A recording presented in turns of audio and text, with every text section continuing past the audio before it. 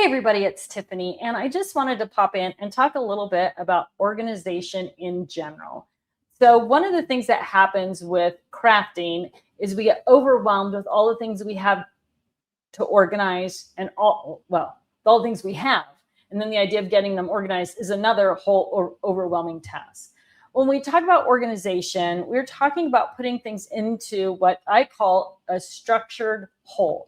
All the things we use in crafting, how do they interact? How do we remember where they are? How do we make the best use out of those things?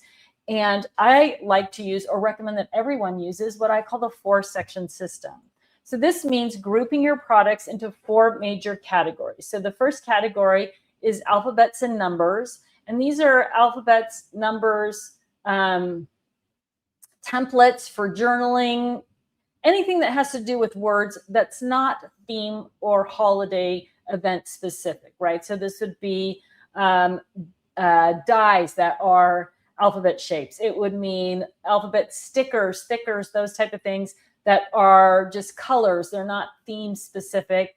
Like I said, journaling templates or title templates, all of those things together make up that section called alphabets and numbers. It's section number 1. Anything that has to do with words, letters, but not theme specific. Section 2 is themes and sentiments A to Z. So these are all the things that you craft about, organized alphabetically, camping to vacation, right? So it's going to be different for everybody, those themes, that themes A to Z section or process, because we all craft about things differently, and what we craft about changes. So second category, themes A to Z, and this themes and sentiments. And here's the other thing. People are always asking me, well, do I put my card making supplies in with my scrapbooking supplies, in with home decor or party, decoration ideas?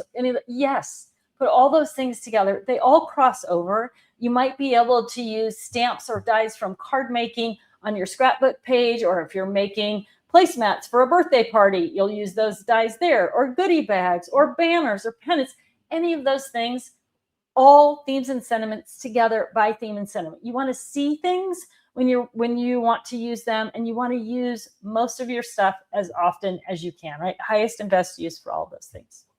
Third section is the calendar year, and this is where you're going to group everything together, January to December, or winter, spring, summer, fall, depending on how you think about it and how many things you have within that year to celebrate, right? Some people celebrate every holiday, large or small. They're probably going to want to go January to December. Some people have big fall holidays and Christmas, but the rest of the year, not so much. So you can decide which is best for you. How do you actually celebrate and scrapbook or make cards for, or do table decorations for holidays and events, and break it up that way, month to month, or season to season, whichever works best for you, but group those things together.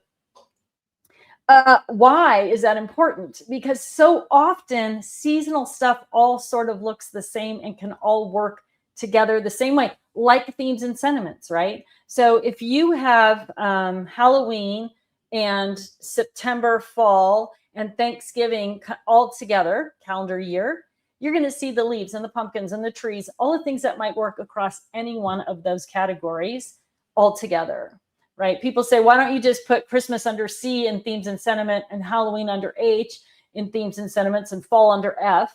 Because then they're all spread out. You have to look in several different places to find things that could conceivably, or most likely will, go together. So that third section, calendar year, month to month, or season to season, whichever works for you.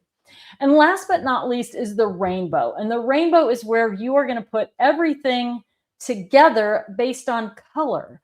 So your flowers, your bling, your bottle caps or tiles or whatever it is, it doesn't matter the type of item that it is, it's going to go into the color group.